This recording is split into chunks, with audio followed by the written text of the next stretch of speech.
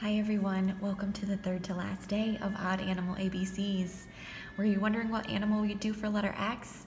Well, here's a hint. It's not upside down ox, or ox if you were to spell it backwards. It's actually for Xenops, this bird up here on the left-hand corner of the page.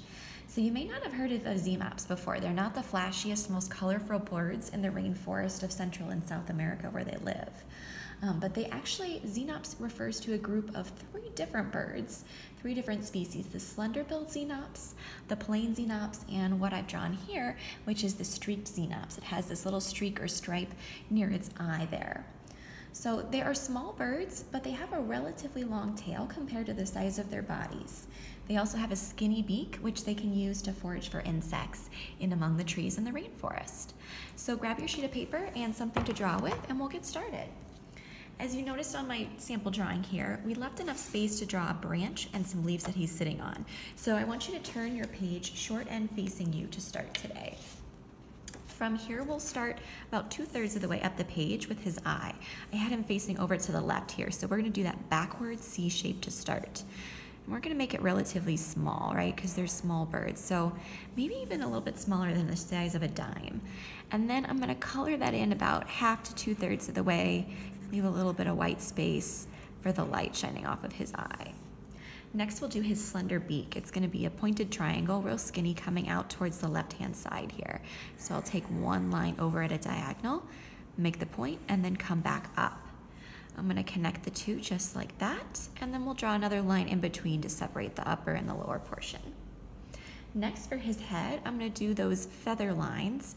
They're just some curved lines coming up and over his head here. So starting at his beak, and then we'll curve them not quite all the way under. I'm gonna do his wing next so I have an idea of where the rest of his body's gonna go. Simply a teardrop shape. It's gonna curve over at the top and come to a point about halfway down the page here. I'm gonna start at that point. So taking it from here, curve it up towards his head, and then back down to meet those two lines together.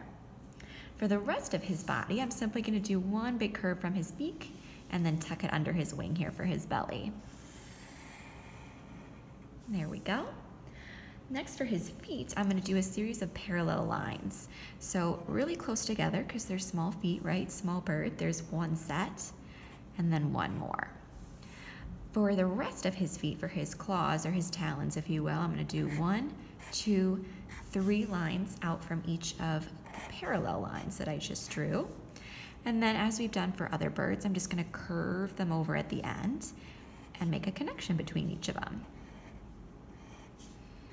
If you want to add additional detail, you can do a little point on the end for his claws, which he's gripping our tree branch with. So for the tree branch, I'm just going to do a parallel line coming from the left over to the right, and then we'll do one more. I'm going to stop right there at his feet since he's standing on the branch, come in the middle there, and then pick that back up to finish over to the right. If you want to add leaves, I simply did parallel lines just like his feet coming out from the branch, and then did a teardrop shape on top of that. Maybe you do a few more over here as well. You can get creative with it. Finally, I'm gonna add his tail. So I did a series of 4 lines extending from his rear end here. So there's 1, 2, 3, 4. So I'm imagining his tail is slightly tucked behind this branch, but I'm gonna finish those rather, with a curved line at the end of each. For the final details, of course, I said this is the streaked Xenops, so I'm gonna add a stripe by his eye here.